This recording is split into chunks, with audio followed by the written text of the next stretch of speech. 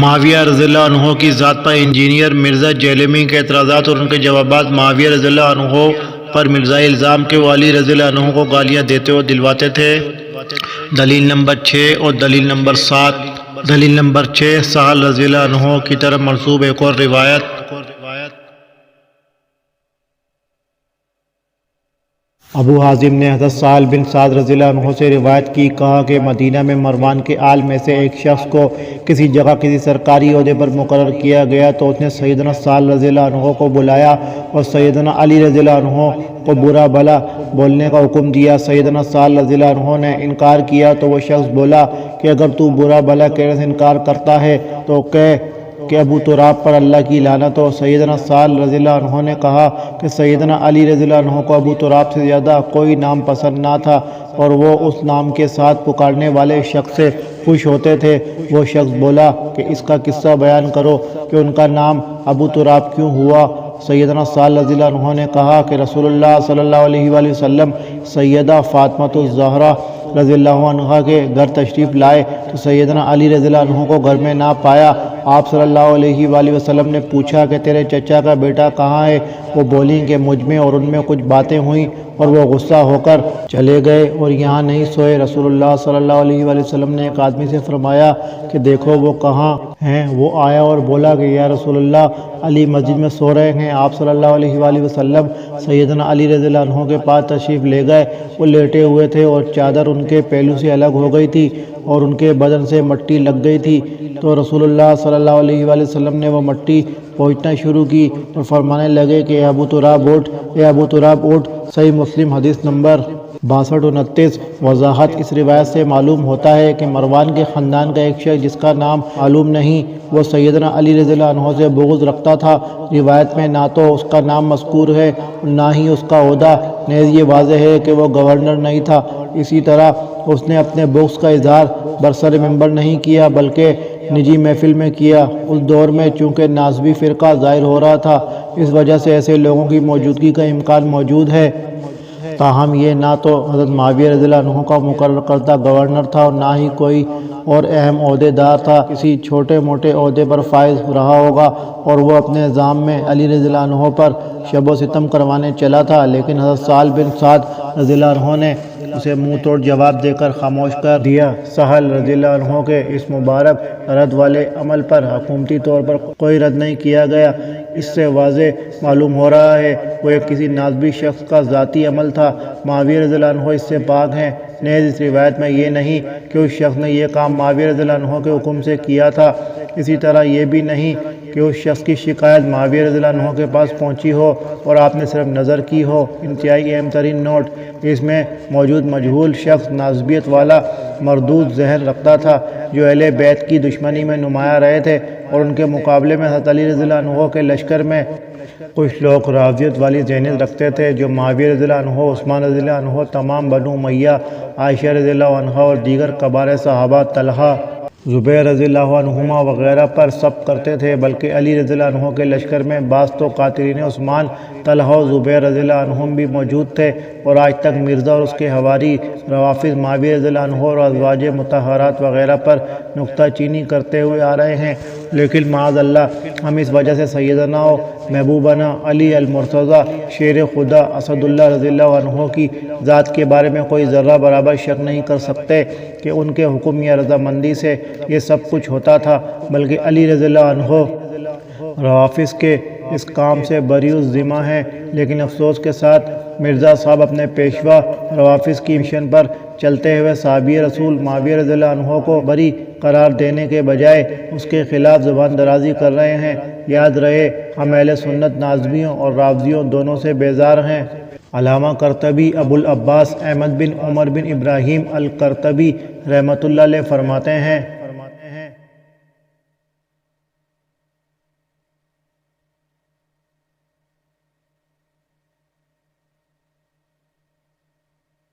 المفہم لما اشکل من تلخیص کتاب مسلم 279 تا 278/6 من المکتبہ الشاملہ، یہ بات ناممکن ہے کہ حضرت معاویہ رضی اللہ عنہ صراحت کریں، بولیں حضرت علی رضی اللہ عنہ کو لعن طعن کرنے کے لیے یا گالیاں دینے کے لیے، کیونکہ معاویہ رضی اللہ عنہ متصف تھے اعلیٰ عقل، دین، بردباری اور اچھے اخلاق کے ساتھ۔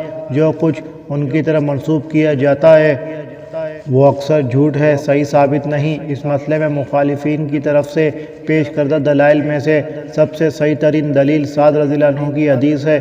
اس روایت کے حوالے سے تفصیلی بحث پہلے گزر چکی ہے۔ آگے قرطبی رحمۃ اللہ علیہ فرماتے ہیں، ان روایتوں کے اندر لعن اور نامناسب الفاظ کی صراحت ہے۔ بنی امیہ کے بعد جاہلوں اور ہلکے قسم کے افراد کی طرف سے سرزد ہوئے ہیں۔ معاویہ رضی اللہ عنہ اس سے پاک ہیں، کیونکہ ان کی جو حالت ہے صحابیت، دین، فضل، بردباری وغیرہ کی، وہ اس کے منافی ہے۔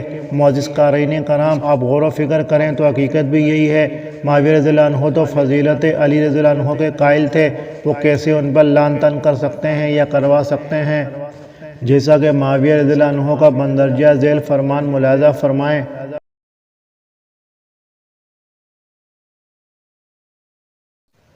ابو مسلم الخولانی رحمۃ اللہ علیہ چند افراد کے ساتھ حضرت معاویہ رضی اللہ عنہ کے پاس آئے، کہنے لگے آپ حضرت علی رضی اللہ عنہ سے جھگڑا کر رہے ہیں، کیا آپ ان جیسے ہیں؟ تو حضرت معاویہ رضی اللہ عنہ کہنے لگے اللہ کی قسم نہیں، یقیناً میں جانتا ہوں علی رضی اللہ عنہ میرے سے افضل ہیں اور خلافت کے مجھ سے زیادہ حقدار ہیں، لیکن تم نہیں جانتے کہ عثمان رضی اللہ عنہ کو مظلومانہ انداز میں قتل کیا گیا ہے۔ میں ان کے چچا کا بیٹا ہوں، میں تو صرف عثمان رضی اللہ عنہ کے خون کا مطالبہ کر رہا ہوں۔ تم حضرت علی رضی اللہ عنہ کے پاس جاؤ اور اسے کہہ دو کہ وہ قاتلین عثمان رضی اللہ عنہ کو میرے حوالے کر دیں، میں اس کی اطاعت کروں گا۔ ابن عساکر 132/59 و ذکر الذہبی فی السیر جلد نمبر 4 صفحہ نمبر 300 و سندہ حسن۔ دلیل نمبر 7 ام سلمہ رضی اللہ عنہ کی طرف منسوب روایت۔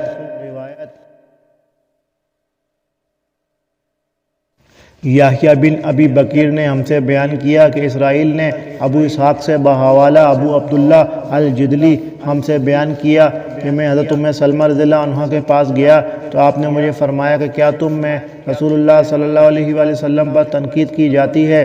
میں نے کہا کہ معاذ اللہ یا سبحان اللہ یا اسی قسم کا کوئی کلمہ کہا۔ آپ نے فرمایا کہ میں نے رسول اللہ صلی اللہ علیہ وآلہ وسلم کو فرماتے سنا ہے کہ جس نے علی رضی اللہ عنہ پر تنقید کی اس نے مجھ پر تنقید کی۔ رواہ احمد بن حنبل حدیث نمبر 26627۔ مسند احمد کی سند تو ضعیف ہے، ابو اسحاق السبیعی مدلس ہیں اور ان سے بیان کر رہے ہیں، جبکہ یہی روایت مسند ابی یعلا میں حسن سند کے ساتھ موجود ہے، لیکن اس کا متن کچھ تبدیل ہے۔ اس کے الفاظ یہ ہیں، ابو عبداللہ الجدلی کہتے ہیں کہ حضرت ام سلمہ رضی اللہ عنہا نے کہا کیا رسول اللہ صلی اللہ علیہ وآلہ وسلم پر تنقید کی جاتی ہے ممبروں پر؟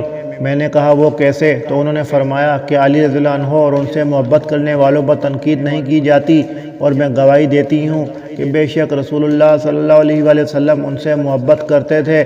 ذکر ابو یعلا فی مسندہ 7007 و سندہ حسن۔ اولا یہاں سب کا لفظ ہے اور سب لفظ کا معنی ہر وقت گالی نہیں ہوتا، جیسا کہ اس حوالے سے تفصیلی بحث گزری۔ سب کا یہ بھی معنی کسی کو غلطی پر تصور کرتے یا دیکھتے ہوئے اس پر تنقید کرنا۔ دیگر کئی دلائل صحیحہ سے ثابت ہے، جیسا کہ تبوک کے سفر کے بارے میں تفصیلی روایت مسلم میں موجود ہے۔ آپ نے فرمایا تھا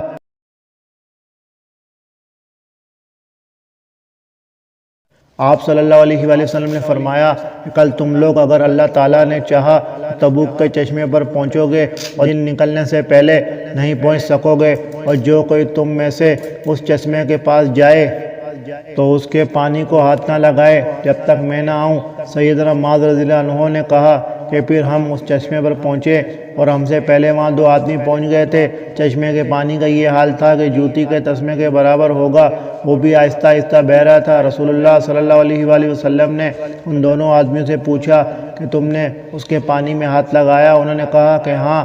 تو آپ صلی اللہ علیہ وآلہ وسلم نے ان کو برا کہا، اس لیے کہ انہوں نے حکم کے خلاف کیا تھا، اور اللہ تعالیٰ کو جو منظور تھا وہ آپ صلی اللہ علیہ وآلہ وسلم نے ان کو سنایا۔ پھر لوگوں نے چلوؤں سے تھوڑا تھوڑا پانی ایک برتن میں جمع کیا تو آپ صلی اللہ علیہ وآلہ وسلم نے اپنے دونوں ہاتھ اور منہ اس میں دھویا، پھر وہ پانی اس چشمے میں ڈال دیا تو وہ چشمہ جوش مار کر بہنے لگا اور لوگوں نے اپنے جانوروں اور آدمیوں کو پانی پلانا شروع کیا۔ اس کے بعد آپ صلی اللہ علیہ وآلہ وسلم نے فرمایا کہ معاذ، اگر تیری زندگی رہی تو دیکھے گا کہ یہاں جو جگہ ہے وہ گھنے باغات سے لے لہا اٹھے گی۔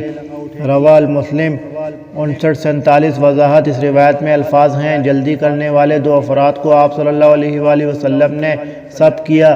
اب ظاہر ہے کہ رسول اللہ صلی اللہ علیہ وآلہ وسلم کے بارے میں کوئی شخص یہ بدگمانی نہیں کر سکتا کہ آپ نے انہیں معاذ اللہ گالیاں دی ہوں گی۔ اس حدیث کا مطلب یہی ہے کہ آپ نے ان پر تنقید فرمائی ہوگی اور انہیں اپنی اصلاح کا کہا ہوگا۔ ثانیاً، اس روایت کے اندر کوئی وضاحت نہیں کہ وہ تنقید کرنے والے کون تھے، اور یہ بھی وضاحت نہیں کہ وہ کس کے حکم سے حضرت علی رضی اللہ عنہ پر تنقید کرتے تھے۔ پھر اس معاملے کا الزام شہزادہ جنت معاویہ رضی اللہ عنہ پر لگانا بہت بڑی جرأت اور خیانت ہے۔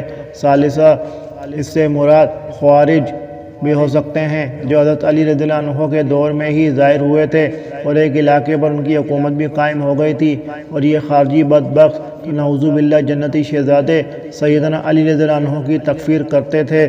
رابعاً، شیعہ حضرات کے لیے تو اس طرح کی روایات پیش کرنا جائز ہی نہیں ہے، کیونکہ ان کی کتب کے اندر موجود ہے کہ حضرت علی رضی اللہ عنہ نے فرمایا تھا، من سبنی فہو فی من سبی، جو شخص مجھے سب کرتا ہے وہ میری سب سے حلال ہے، یعنی اس کو میں نے معاف کر دیا۔